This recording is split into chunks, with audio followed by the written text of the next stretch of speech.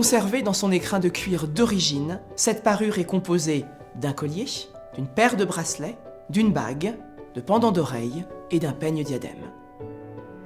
Réalisée dans un or titré à plus de 18 carats, de façon à avoir plus de souplesse, on peut y voir aussi que le métal est légèrement rosé.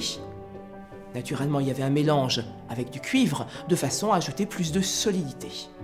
Regardons de plus près ce collier.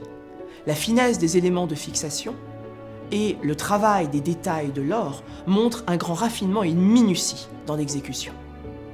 On peut aussi y noter un contraste entre le métal poli qui crée des effets de brillance et d'autre part des éléments plus ouvragés qui créent un effet plus mat. Si l'on observe les améthystes, on peut noter qu'elles sont parfaitement appairées, donc probablement que les brutes étaient issues de la même poche. De quand date cette parure?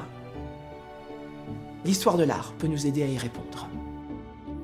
Les entrelacs floraux, ces sortes de maillons, ainsi que ces formes de coquilles, sont une référence au goût néoclassique, ce grand retour à l'Antiquité qui s'est développé au milieu du XVIIIe siècle et s'est prolongé jusqu'au début du XIXe. Néanmoins, certains éléments plus ciselés ou encore ces griffes fleuronnées sont des indications d'un intérêt dit troubadour, faire revivre le Moyen-Âge et donc nous permettre de nuancer la datation. Enfin, la flexibilité du bracelet permet un porté assez haut au-dessus du poignet, ainsi que la forme du diadème nous prouve qu'il était probablement porté comme une couronne de chignon très en arrière de la tête. Tout cela nous donne des indications permettant de dater aux alentours des années 1820 à 1840. Cette parure n'est pas signée. Peu de bijoux l'étaient à l'époque.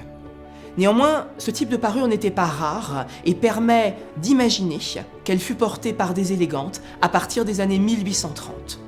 Transmise de génération en génération, cette parure est ainsi le témoignage d'un goût, d'une époque, et est parvenue jusqu'à nous, au sein de l'école, après près de 200 ans.